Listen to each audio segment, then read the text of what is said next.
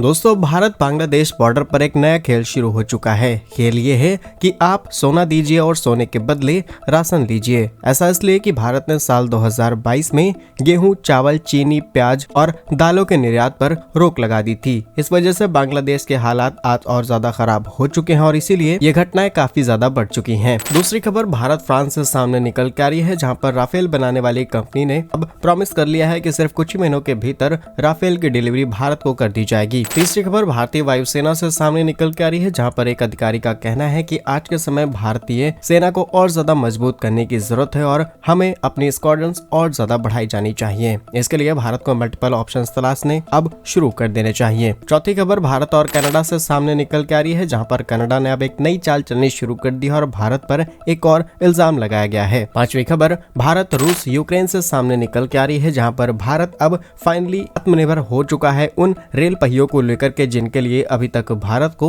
रूस और यूक्रेन से ये चीजें इंपोर्ट करानी पड़ती थी। आइए आज के इस वीडियो में पांचों इंपॉर्टेंट अपडेट डिटेल्स में आपको बताते हैं। यदि आपको हमारी ये न्यूज सीरीज पसंद आ रही है तो आज के इस वीडियो को लाइक और चैनल को सब्सक्राइब जरूर कीजिएगा। सबसे पहले बांग्लादेश या फिर कंगले देश की बात की जाए, जिन्होंने कई ऐसे फैसले लिए हैं जो कि भारत के अगेंस्ट हैं। पहली चीज कि उन्होंने पाकिस्तानियों को अपने देश में एंट्री देने का प्रोसीजर एकदम सरल कर दिया है। वहीं बांग्लादेश के आर्थिक हालात भी ठीक नहीं चल रहे हैं और आ रही बड़ी खबर यह है कि भारत बांग्लादेश सीमा पर सोने के बदले अनाज की तस्करी बड़े स्तर पर शुरू हो चुकी है। भारत में खाने पीने की चीजों की कीमतों पर लगाम लगाने के लिए भारत सरकार ने कुछ समय पहले इनके एक्सपोर्ट्स पर प्रतिबंध लगाए, लेकिन दोनों देशों के बीच इसकी वजह से अरबों डॉलर का नुकसान हो रहा है और तस्कर भारत में सोना भेजते हैं। सोने के बदले चीनी, अनाज, प्याज, चावल जैसी चीजें चुपचाप अपने देश ले जाते हैं। उसके बाद वहां उन्हें महंगी कीमतों पर बेचा जाता है। फिलहाल बीएसएफ ने इस तस्करी को रोकने के लिए तमाम तरीके अपनाए हैं, लेकिन ये पूरी तरीके से सफल नहीं है। भारत ने सोने के इंपोर्ट शुल्क को भी कम कर दिया है, इसके बावजूद भी ये धंधा अभी तक जारी है और इसकी वजह से सीमा पर हर साल भारी मात्रा में सोना, ड्रग्स और तमाम खाने पीने की चीजें तस्करों की गाड़ियों से बरामद किए जाते हैं। और हाल ही में हुई घटना ने सबको हैरान कर दिया है। असल में भारत त्रिपुरा बॉर्डर पर करीब 177 किलोग्राम गोल्ड को बीएसएफ की तरफ से सीज किया गया, जिसकी वैल्यू लगभग 1.74 करोड़ रुपीस थी और इसमें 2 से 3 बांग्लादेशी स्मगलर्स शामिल थे जो इस पूरी घटना को अंजाम दे रहे थे। इसके अलावा अक्टूबर में खबर सामने निकल के आती है, जिसमें 4.7 किलोग्राम सोना मोटरसाइकिल के एयर फिल्टर में छिपा हुआ मिलता है और इसकी कीमत करीब 3.5 करोड़ रुपए थी। साथ ही 18 सोने के बिस्कुट बरामद किए जाते हैं, इनकी कीमत भी करोड़ों रुपए में थी, लेकिन ये काम कुछ बड़े हाथों के जरिए कराए जा रहे थे। इसीलिए जिस व्यक्ति ने इन्हें एक जगह से दूसरी ले जाने का जिम्मा उठाया, उसे सिर्फ 10,000 रुपए दिए गए थे। तब इस बात का खुलासा हुआ। लेकिन अब इतनी तस्करी भारत और बांग्लादेश के बीच इसीलिए बढ़ गई है क्योंकि साल 2022 में भारत, जो कि सबसे बड़ा सप्लायर था बांग्लादेश का, गेहूं, चीनी, चावल, प्याज, दाल और तमाम तरीके की खाने पीने की चीजें, भारत ने डोमेस्टिक मार्केट को ध्यान में रखते हुए इनके एक्सपोर्ट्स पर रोक लगा दी। लेकिन इसके बावजूद भी जब बांग्लादेश के आर्थिक हालात बहुत ज्यादा खराब हुए तो रिसेंटली करीब 5,000 टन इवन मेट्रिक टन के आसपास चावल भारत ने बांग्लादेश को एक्सपोर्ट किया। लेकिन इसके बावजूद भी सीमा पर हो रही तस्करी रुकने का नाम नहीं ले रही और इसकी वजह से अंतर्राष्ट्रीय स्तर पर भी, यानी कि WGC वर्ल्ड गोल्ड काउंसिल के अनुसार पिछले साल भारत में करीब 156 टन सोना अवैध रूप से आयात किया गया है, जिसकी कीमत करीब 9 अरब डॉलर है। 2022 में यह आंकड़ा 100 टन के आसपास था। यानी कि अब ये मुद्दा दो देशों के बीच नहीं बल्कि अंतर्राष्ट्रीय हो चुका है। क्या सोचते हैं आप बांग्लादेश की कंगली देशी पर? कमेंट्स में जरूर बताइएगा। नेक्स्ट अपडेट की बात की जाए तो भारतीय नौसेना में खबर सामने निकल के आती है, जल्द ही हम डसॉल्ट एविएशन के साथ एक डील करने वाले हैं राफेल M एयरक्राफ्ट को लेकर के। और अब खबर सामने निकल के आ रही है, जहां पर डसॉल्ट एविएशन भारत के साथ कुछ इंपॉर्टेंट समझौते भी साइन करेगी। इसी के साथ इस बात की इंश्योरिटी दी जाएगी कि नेक्स्ट 18 मंथ के अंदर भारत को डिलीवरी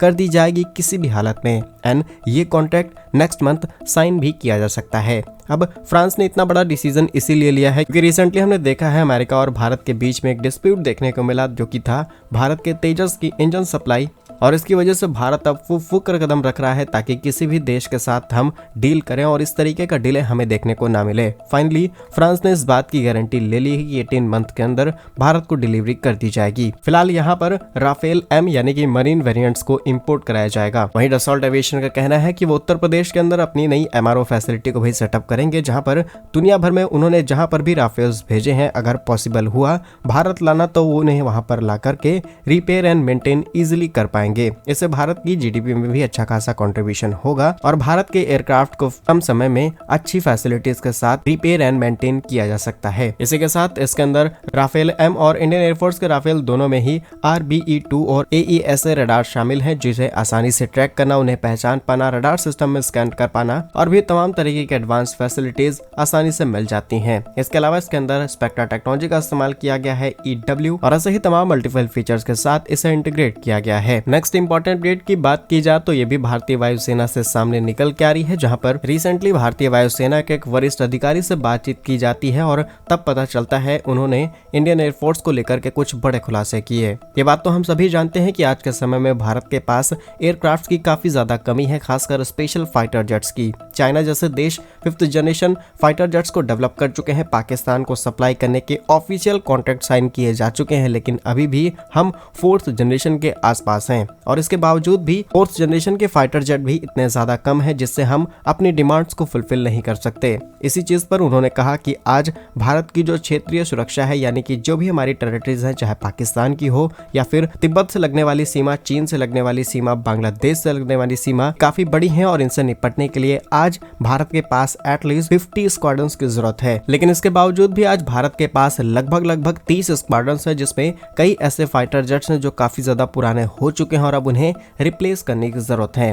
करंटली भारत के पास मिराज 2000, सुखोई 30, राफेल जैसे फाइटर जेट्स हैं जो कि आने वाले समय में 5th जनरेशन से लड़ने के लिए शायद इतने ज्यादा कैपेबल न रहे। रिपोर्ट्स के मुताबिक 30 से 32 स्क्वाड्रंस भारत के पास हैं, लेकिन कम से कम 50 की जरूरत है। नेक्स्ट अपडेट भारत और कनाडा से सामने निकल के आ रही है, जहां पर कनाडा ने एक बार फिर भारत पर अजीब तरीके का इल्जाम लगाना शुरू कर दिया है। कनाडा के प्रधानमंत्री जस्टिन ट्रूडो ने पिछले साल संसद में खड़े होकर के खालिस्तानी हरदीप सिंह निज्जर की हत्या के मामले को लेकर के भारत के खिलाफ जहर उगला, लेकिन एक बार फिर संसद में खड़े होकर के भारत के खिलाफ टिप्पणी की है। ट्रूडो ने कनाडाई आउटलेट में छपी रिपोर्ट की प्रतिक्रिया दी और उसमें आरोप लगाया गया कि भारत ने 2022 में कनाडा के विपक्षी कंजर्वेटिव पार्टी के नेता चुनाव में हस्तक्षेप किया है। ट्रूडो ने इसे चिंताजनक कहा, यानी कि उल्टा चोर कोतवाल को डांटे। आप जानते होंगे कि आज के समय में अमेरिका जैसी कई बड़ी ताकतें हैं जो कि इंडियन इलेक्शंस को अफेक्ट करने की कोशिश करते हैं। कई बार इनके डायरेक्ट लिंक मिल जाते हैं, लेकिन इनडायरेक्ट लिंक के जरिए सारा काम किया जाता है और अब ट्रूडो ये इल्जाम लगाना शुरू कर चुके हैं कि भारत वहां पर